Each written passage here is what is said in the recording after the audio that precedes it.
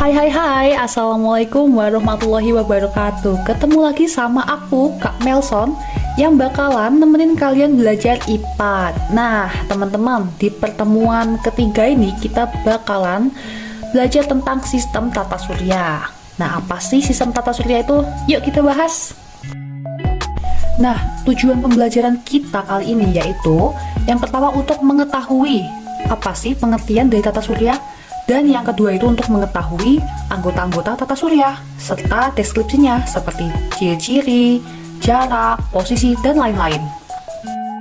Nah, adapun 4 pembahasan yang bakal kita bahas di pelajaran kali ini. Yang pertama, kita akan bahas tentang pengertian dari tata surya. Yang kedua, kita bahas tentang matahari sebagai pusat tata surya. Yang ketiga, kita bahas tentang planet-planet. Dan yang terakhir, kita bahas benda langit dalam tata surya. Ya, selain planet-planet gitu. Oke, sekarang kita masuk ke pembahasan yang pertama, yaitu pengertian dari tata surya. Sebelumnya, apa sih tata surya itu? Nih ada penjelasannya. Jadi, tata surya adalah kumpulan benda langit yang terdiri atas sebuah bintang yang disebut matahari dan semua objek yang terikat oleh gaya gravitasinya. Objek-objek tersebut termasuk 8 buah planet yang sudah diketahui dengan orbit yang berbentuk elips, yaitu tidak bulat tepat, tapi agak lonjong. Lalu ada 5 planet kerdil atau katai, 173 satelit alami yang telah diidentifikasi, dan jutaan benda langit seperti meteor, asteroid, komet, dan lain-lain. Nah, tata surya ini terbagi menjadi matahari, lalu ada 4 planet bagian dalam, sabuk asteroid, 4 planet bagian luar, dan di bagian yang paling luar lagi adalah sabuk Kuiper dan piringan yang tersebar. Ada juga awan Dort yang diperkirakan terletak di daerah terjauh yang berjarak sekitar 1000 kali di luar bagian yang terluar. Nah, ini nih yang barusan Kak Melson jelasin, kalau ada 4 planet dalam, lalu dan 4 planet luar. Nah, yang menjadi pembatas dari planet dalam dan planet luar ini adalah sabuk asteroid. Kalian bisa lihat di tengah-tengah sini. Tuh, yang terdekat dengan matahari ada 4 planet yang kecil. Itu adalah planet dalam. Lalu di luar sabuk asteroid ada 4 planet besar. Itu adalah planet luar. Dan di daerah yang paling luar lagi ada yang namanya sabuk Kuiper. Kalau kita perbesar lagi, jadi ini nih teman-teman, gambaran dari planet-planet yang tadi kita jelasin. 4 planet pertama yang atas itu adalah planet dalam, ada Merkurius, Venus, Bumi, dan Mars. Lalu ketutup sama sabuk asteroid, dan lalu ada 4 planet luar, Jupiter, Saturnus, Uranus, Neptunus.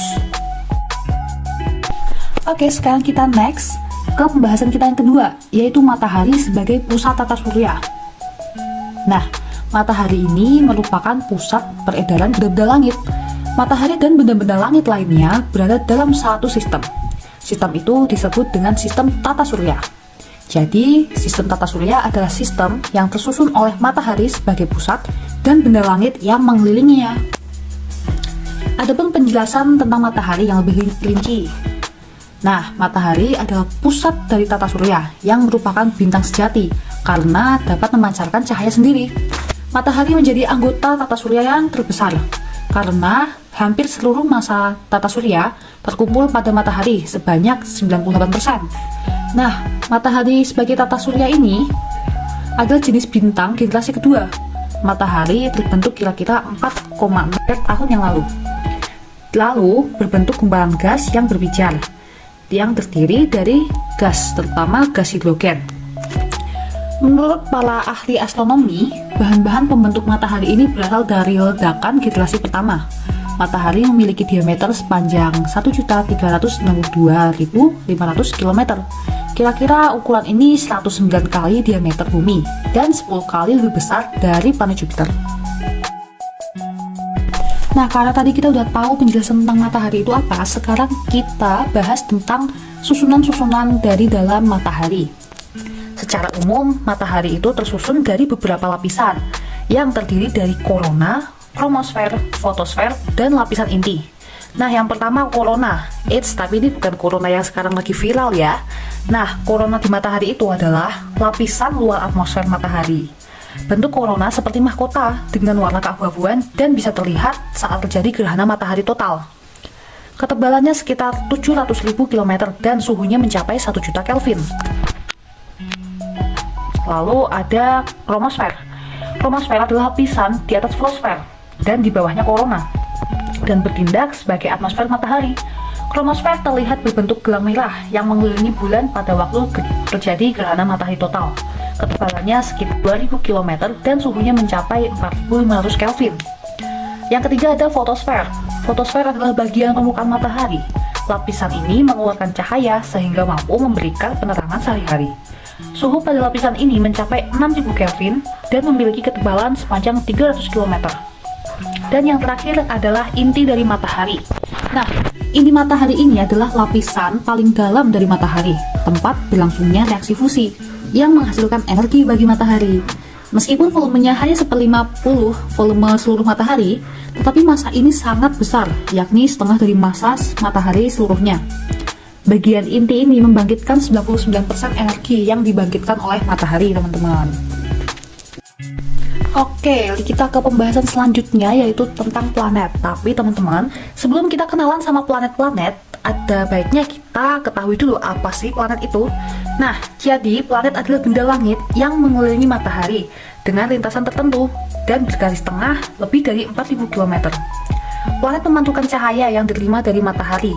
Dahulu diketahui ada 9 planet, tetapi baru-baru ini diputuskan bahwa Pluto sudah tidak termasuk dalam keluarga planet Bima Sakti yang mengelilingi matahari. Peredaran planet mengitari matahari berikut mengikuti lintasan berbentuk bujur telur atau elips. Pusat lintasan peredaran itu adalah matahari. Peredarannya teratur sehingga tidak mungkin terjadi benturan dan gerak planet mengelilingi matahari berlawanan dengan arah jarum jam. Kita ke pembahasan pertama tentang planet. Yang pertama adalah planet Merkurius. Planet ini merupakan planet yang paling dekat dengan matahari dan memiliki diameter 4862 km sehingga merupakan planet kecil. Jarak planet Merkurius dengan matahari sekitar 58 juta km. Merkurius ini membutuhkan 88 hari untuk berputar mengelilingi matahari dalam satu kali. Karena letaknya yang cukup dekat dengan matahari, permukaan Merkurius banyak terdapat kawah-kawah besar.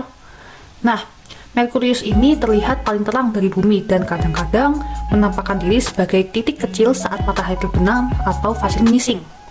Suhunya di siang hari mencapai 430 derajat Celcius, tetapi jika di malam hari mencapai minus 170 derajat Celcius. Jadi suhunya sangat ekstrim ya teman-teman. Lalu Merkurius ini tidak memiliki satelit. Kenapa tidak memiliki satelit? Karena jarak Merkurius yang sangat dekat dengan matahari. Sehingga jika Merkurius memiliki satelit, dimungkinkan satelit tersebut akan terkena gravitasi dari matahari. Sehingga satelitnya jadi ketarik ke matahari lalu terbakar. Next kita ada planet Venus. Nah, planet Venus ini terletak antara orbit Merkurius dan orbit bumi, memiliki garis tengah sekitar 12.100 km dan merupakan planet terdekat dengan bumi. Ukurannya yang hampir sama dengan bumi membuatnya disebut sebagai bumi kembar. Dengan jarak 108 juta km dari matahari, Venus membutuhkan waktu 225 hari untuk sekali berevolusi mengelilingi matahari. Suhu permukaan Venus dapat mencapai 480 derajat Celcius sehingga sangat kering. Venus merupakan planet putih yang bercahaya terang, tampak indah dan cemerlang. Planet ini tampak menjelang matahari terbit atau beberapa saat sesudah matahari tenggelam. Orang menamakannya sebagai bintang fajar atau bintang timur. Bisa juga bintang kejora. Next ada bumi. Nah, ini tempat kita tinggal. Jadi bumi ini merupakan satu-satunya planet di tata surya yang memiliki kehidupan, serta permukaannya terdiri dari lautan dan daratan. Permukaan bumi akan terlihat berwarna hijau kebiru-biruan jika dilihat dari angkasa luar. Bentuk bumi bulat dan bergaris tengah 12.750 km. Jarak bumi dengan matahari sekitar 150 juta kilometer dan 2/3 luas permukaan bumi ini lautan. Bumi memiliki lapisan udara atau disebut atmosfer. Nah, kandungan atmosfer ini terdiri dari gas, yaitu oksigen dan nitrogen. Jenis gas lain tidak terlalu besar volumenya. Nah, atmosfer ini bertugas untuk melindungi bumi dari sinar radiasi matahari yang membahayakan benda-benda langit yang ditarik oleh gaya gravitasi bumi. Lapisan atmosfer ini juga menjaga suhu bumi di siang hari tidak terlalu panas dan di malam hari tidak terlalu dingin. Bumi ini hanya memiliki satu satelit alami yaitu bulan. Tapi bumi punya banyak sekali satelit buatan. Nanti akan kita bahas ya. Oke, kita next ke planet selanjutnya yaitu planet Mars. keadaan Mars ini hampir mirip dengan bumi, sehingga para ahli menyelidiki apakah di Mars terdapat kehidupan. Nah, planet Mars ini berwarna kemerah-merahan dan memiliki garis tengah sekitar 6.780 km. Jaraknya dengan matahari sekitar 228 juta kilometer dan membutuhkan waktu 687 hari untuk mengelilingi matahari. Permukaan Mars juga kering seperti Venus. Mars memiliki lapisan atmosfer yang sangat tipis. Di antara Mars dan Jupiter, terdapat kumpulan benda langit kecil yang disebut sebagai asteroid. Itulah yang menjadi sabuk asteroid. Untuk suhu di Mars tidak terlalu tinggi. Pada siang hari, maksimal minus 13 derajat Celcius dan pada malam hari adalah minus 80 derajat Celcius. Mars ini mempunyai dua satelit, yaitu Deimos dan Phobos, dan sebuah gunung Olympus yang tingginya 2 kali gunung Everest. Nah, gunung Olympus ini diketahui sebagai gunung paling tinggi di tata surya kita. Oke, sekarang kita next ke planet luar ya. Tadi kita udah bahas tentang planet dalam, sekarang planet luar. Yaps, yang pertama ada Jupiter. Jupiter ini merupakan planet terbesar dalam tata surya dan berwarna kekuning-kuningan. Garis tengahnya itu 11 kali diameter bumi atau sekitar 143.000 km. Dengan jarak 778 juta kilometer dari matahari, Jupiter membutuhkan 12 tahun untuk mengelilingi matahari. Atmosfer Jupiter banyak mengandung gas hidrogen dan helium. Karena batas permukaan Jupiter dan atmosfernya yang kurang jelas, Jupiter menyerupai bola gas yang amat besar. Jumlah satelit Jupiter ada 16 dan yang terbesar adalah Ganymede. Oke, kita next ke planet Saturnus. Nah, planet ini termasuk planet nomor 2 terbesar di tata surya. Saturnus dikelilingi oleh sebuah cincin raksasa yang terdiri dari debu-debu dan partikel-partikel kecil berwarna kekuning-kuningan. Saturnus ini memiliki garis tengah 120.000 km dan jaraknya 1.428 juta km dari matahari. Untuk berevolusi, Saturnus membutuhkan waktu 29,5 tahun. Saturnus ini memiliki 20 satelit dan yang terbesar bernama Titan. Suhu permukaan Saturnus itu cukup dingin, sekitar minus 145 derajat Celcius. Oke, kita next ke planet Uranus. Nah, planet Uranus ini memiliki garis tengah sekitar 51.118 km. Jarak Uranus dengan matahari sekitar 2.869 juta kilometer. Uranus memiliki matahari sekali edar, membutuhkan waktu sekitar 84 tahun. Arah rotasi Uranus berlawanan dengan planet lain. Permukaan Uranus selalu diliputi awan tebal. Suhu permukaan planet tersebut mencapai minus 180 derajat Celcius. Uranus memiliki 15 buah satelit dan yang terbesar adalah satelit Ariel. Nah, kita next ke planet terakhir, yaitu planet Neptunus. Jika kita lihat menggunakan teleskop, Neptunus ini berwarna hijau-hijau agak kebiruan. Nah, Neptunus ini memiliki jarak dengan matahari sekitar 4.495 juta kilometer dan garis tengahnya 48.600 km. Suhu permukaannya lebih dingin dari Uranus, yaitu sekitar minus 160 derajat Celcius. Untuk sekali berevolusi, Neptunus membutuhkan waktu 165 tahun. Keadaan Neptunus kurang banyak diketahui karena jarak yang sudah sangat jauh dari bumi. Lalu satelit Neptunus ada 2, yaitu Triton dan Nereid. Oke, selesai di pembahasan ketiga, sekarang kita lanjut ke pembahasan kita yang terakhir, yaitu tentang benda langit dalam tata surya. Nah, sebelumnya kita lihat dulu ya. Kalau dalam tata surya kita itu terdapat satu bintang utama dan memiliki 8 planet yang mengelilinginya. Setiap planet ini memiliki satelit-satelitnya sendiri, kecuali tadi itu Merkurius. Selain itu, masih juga benda-benda langit lainnya. Ada beberapa benda langit tersebut, yaitu asteroid, meteorit, komet, dan satelit. Setiap benda langit tersebut memiliki karakteristiknya sendiri. Nah, untuk lebih jelasnya, yuk kita bahas. Sip, yang pertama ada satelit. Nah, satelit ini berasal dari bahasa Latin, yaitu satelus, yang berarti pelayan atau seseorang yang mematuhi atau melayani pihak lain. Berarti dalam hal ini, satelit memiliki pengertian yaitu benda langit yang bergerak mengitari sebuah planet. Nah, benda langit ini selalu patuh kepada satu planet dengan cara selalu mengikutinya. Nah, satelit itu dibedakan jadi 2 ya, ada satelit alami dan satelit buatan. Untuk satelit alami, itu adalah satelit yang sudah ada dalam tata surya. Contohnya kayak bulan yang merupakan satelit dari bumi. Lalu ada satelit Phobos Deimos, ada satelit Ariel, ada Titan, dan lain-lain. Lalu yang kedua ada satelit buatan, yaitu satelit yang dibuat oleh manusia dan diluncurkan dengan menggunakan roket. Satelit buatan ini dibuat untuk fungsi tertentu, misalnya untuk komunikasi, pemetaan, monitor cuaca, dan sebagainya. Sebagai contoh, ada satelit buatan Indonesia, yaitu satelit Palapa. Oke, kita next ke meteorit, meteor, dan meteor. Nah, secara kelihatannya kayak sama ya ini, tapi kalian juga harus banget buat bedain perbedaan dari ketiga ini. Nih, salah satu benda angkasa lainnya di tata surya adalah meteorit. Yang pertama ya, meteorit itu adalah benda langit berukuran kecil yang melayang-layang di angkasa dan tidak mempunyai lintasan. Benda ini kadang menutup planet lain, termasuk planet bumi. Meteor yang masuk ke dalam sebuah planet disebut dengan meteorit. Ketika memasuki bumi, benda ini tampak berpijar karena bergesekan dengan atmosfer.